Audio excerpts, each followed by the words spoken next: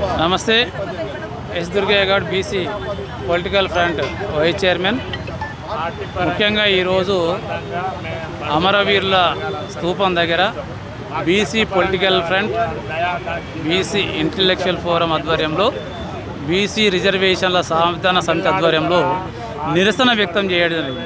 ఈ నిరసన కార్యక్రమం ఎందుకంటే రాష్ట్ర ప్రభుత్వం ముఖ్యమంత్రి రేవంత్ రెడ్డి గారు ఏదైతే 42% రిజర్వేషన్లను చట్టపరంగా ఇస్తామని చెప్పేసి బీసీలను మోసం చేసి, బీసీలను దగా చేసి, బీసీలను వంచన చేసి ఈరోజు హడావిడి చేసేసి ఆర్భాటం చేసేసి ఎన్నికల నోటిఫికేషన్ను ఈరోజు తీసుకెళ్తా ఉన్నాడు. ఎన్నికల నోటిఫికేషన్ ఇచ్చాడు.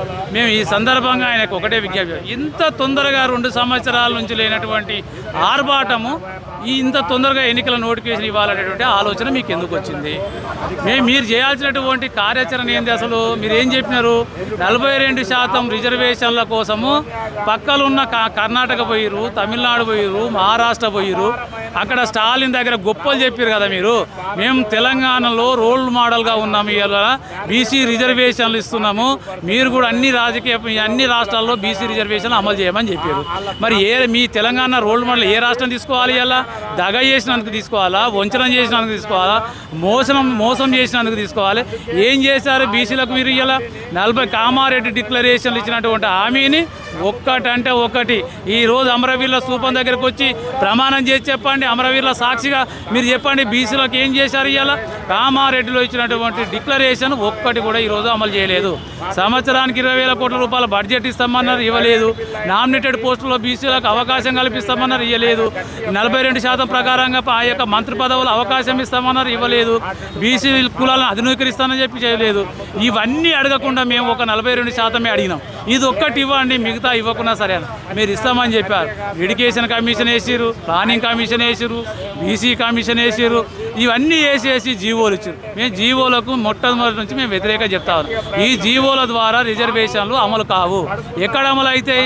ఏదైతే జయలలిత దాదాపు 7 సంవత్సరాలుగా అక్కడ స్థానిక ఎన్నికలు వాయిదా వేసి అన్ని రాజకీయ పార్టీలను కూడగట్టి ఆ రోజు పార్లమెంట్ దగ్గర కూర్చొని పార్లమెంట్లో బిల్లు పెట్టి 9th షెడ్యూల్లో చేర్చుకొని బీసీ రిజర్వేషన్ అమలు చేసింది. మీరు ఈరోజు కూడా మీకు అవకాశం ఉంది. వారం రోజులలో పార్లమెంట్ సమావేశాలు మొదలు కాబోతా ఉన్నాయి. ఇప్పుడు మీరు ఏం చేయాలి? ఈ యొక్క సర్పంచ్ ఎన్నికలు వెంటనే వాయిదా వేసుకొని అఖిలపక్షాన్ని ఢిల్లీకి తీసుకెళ్ళి ప్రధాని మోడీని కల్పించి ఈ యొక్క పార్లమెంటు సమావేశాల్లో బీసీ బిల్లు పెట్టండి. బీసీ బిల్లు పెడితే అప్పుడు దొంగోవడో దొరవడో బయటపడతాడు. మీరు బిల్లు పెట్టకముందే బీజేపీ అడ్డుకుంటుంది అంటారు. బీజేపీ అడ్డుకుంటుందా అనుకుంటే మొన్న మేము పెట్టినటువంటి ధర్నాలో పాలు పంచుకున్నారు. ఇలా బీజేపీ పాలు పంచుకుంది, బీఆర్ఎస్ పాలు పంచుకుంది, కాంగ్రెస్ పాలు పంచుకుంది. మరి ఇలా అన్ని రాజకీయ పార్టీలు బీసీలకు మద్దతు ఇస్తున్నాయి. అరే ఇలా ఇప్పుడు అందరూ బ్రాహ్మణులే కానీ ఇక్కడ రొయ్యల మూట ఎట్టుపోయింది అన్నట్టు అందరూ ఉద్యమంలో భాగస్వామ్యం అవుతున్నారు. నిన్న కూడా మీ రాజకీయ పార్టీ నుంచి, మీ కాంగ్రెస్ పార్టీ నుంచి హనుమంతరావు గారు రౌండ్ టేబుల్ సమావేశంలో పాల్గొన్నారు. అదేవిధంగా మధుయాస్కి గౌడ్ గారు వచ్చారు. అంటే కేవలం హనుమంతరావుకు, మధుయాస్కి గౌడ్ గారికే బీసీ రిజర్వేషన్ల బిల్లు అవసరమా? మిగతా కాంగ్రెస్ పార్టీలో ఉన్నటువంటి బీసీలకు ఎవరు కూడా ఈ రిజర్వేషన్ బిల్లుతో అవసరం లేదా? అంటే మీరు బీసీలు కాదా? బీసీల కోసం పోరాటం చేయరా? చెప్పారు కదా, మహేష్ కుమార్ గౌడ్ గారు గొప్పగా చెప్పారు కదా, మా పార్టీ ఖచ్చితంగా 42% రిజర్వేషన్లు ఇచ్చి స్థానిక ఎన్నిక నిర్వహిస్తామని చెప్పారు. మరి ఇలా మీ నోర్లు ఎక్కడ పడిపోయినాయి? ఎందుకు మాట్లాడతలేరు? అంటే భయపడుతున్నారా? పదవులే ముఖ్యమా మీకు? బీసీలు ముఖ్యం కాదా?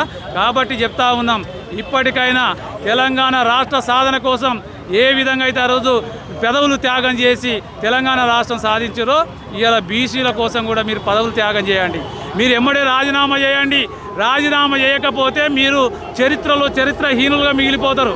మీరు చరిత్ర మిమ్మల్ని క్షమించదు. ఇంత బీసీలను గోస పెడతా ఉంటే, బీసీలను మోసం చేస్తూ ఉంటే ఒక్కరు కూడా మాట్లాడకుండా, ఆయన అడుగులకు మడుగులొత్తుకుండా, ఆయన తానా అంటే తందాన అనుకుంటా, ఆయన ఏది చెప్తే అది వినుకుంటా గొర్రెల్లాగా తలకాయలు ఊపుతా ఉన్నారు.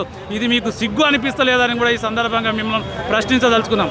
ఇప్పటికైనా ఈ రాష్ట్ర ముఖ్యమంత్రి చెప్తా ఉన్నాం, మీకు 3,000 కోట్ల రూపాయల బడ్జెట్ ముఖ్యమా? ఈ రాష్ట్రంలో ఉన్నటువంటి 3 కోట్ల మంది బీసీల యొక్క ప్రయోజనాలు ముఖ్యమా? ఒకసారి ముఖ్యమంత్రి తెలుసుకోవాలి.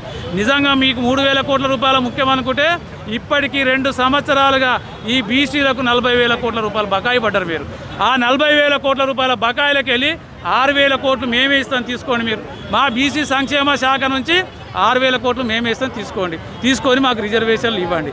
అంతేగాని కుంటి సాకులు చెప్పి ఒక పక్కన హైకోర్టులో ఇంకా వాదనలు అయిపోలేదు, సుప్రీంకోర్టులో అయిపోలేదు.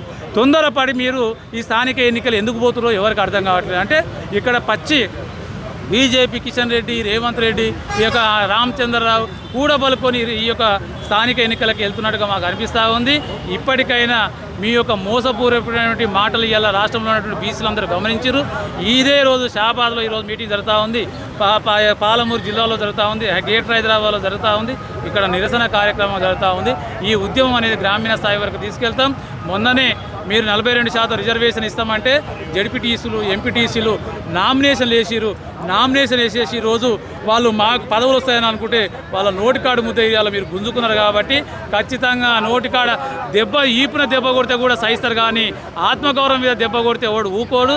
మా నోటికాడ ముద్ద గుంజుకున్నారు కాబట్టి మీ ప్రభుత్వం కూడా కూల్చేవరకు కూడా మేము వెనకాడమని చెప్పి సందర్భంగా ఈ రేవంత్ రెడ్డి ప్రభుత్వానికి హెచ్చరిస్తాము.